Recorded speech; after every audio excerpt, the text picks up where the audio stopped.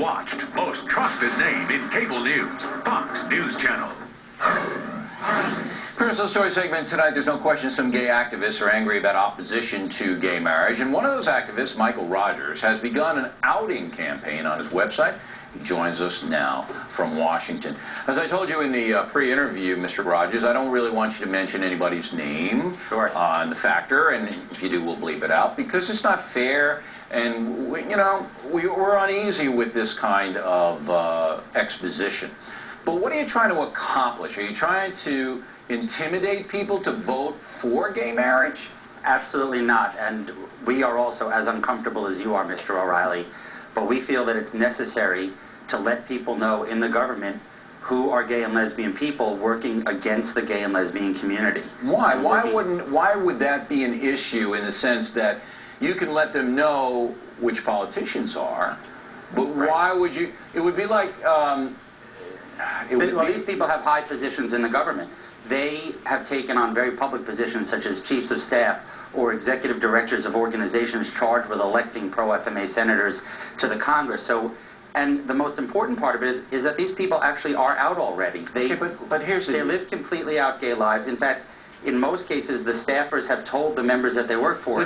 But this should be somebody's personal sex life should have nothing to do with any kind of a policy. And let me give you an example.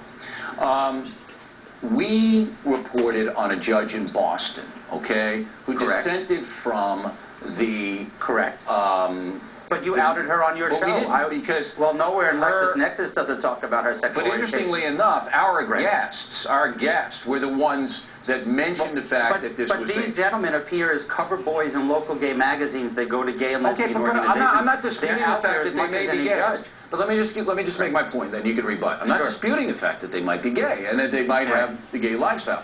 But you can be gay and be against gay marriage. But they're not against gay marriage. They are in favor of it, and they're hiding their sexual orientation like Roy Cohn did when he worked for Senator Joe McCarthy. They're hiding their sexual orientation on the job, and they're turning around and hurting gay and lesbian people by the people that they work for. But how do you know that? How do you know? Because maybe they sincerely believe that... I could see if you were against... believe that gay marriage, and he is completely out. These are people we're talking about who have come out on their own in the press, so we're not outing anybody on your show. But does the finance director of the campaign owe it to his community to not run advertising that says gay marriage is equivalent to a totalitarian rule under Cuba? But maybe, look, I don't buy into that, but maybe he believes... But that's what's happening.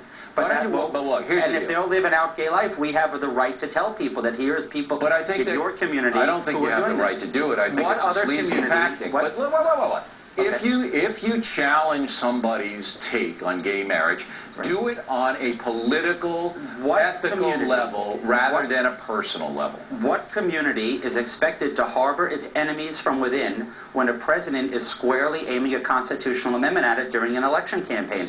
It's not about private lives. They are deciding to use sexual orientation as a weapon in the elections.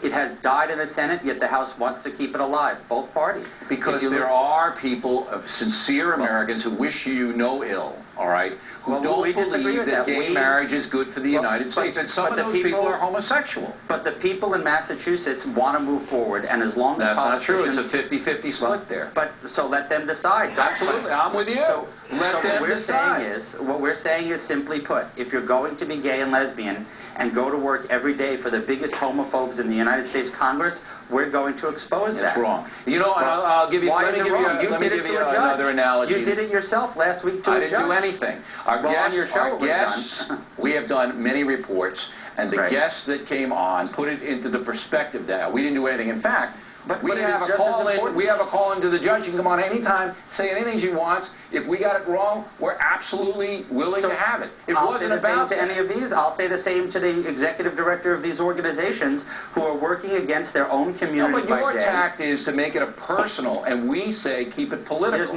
Listen, we don't want it to be personal. They're the ones who are attacking my family values. Don't tell me you don't want it to be personal when you're actually threatening. We want to drop the issue. We want to drop the issue, Mr. O'Reilly. No, you want them to surrender their opposition. No, we don't. We want people to realize that if you work for the enemy, you will be called on it. But they don't have to be your enemy. All right. Mr. Rogers, I appreciate your point of view. Factor will be right back.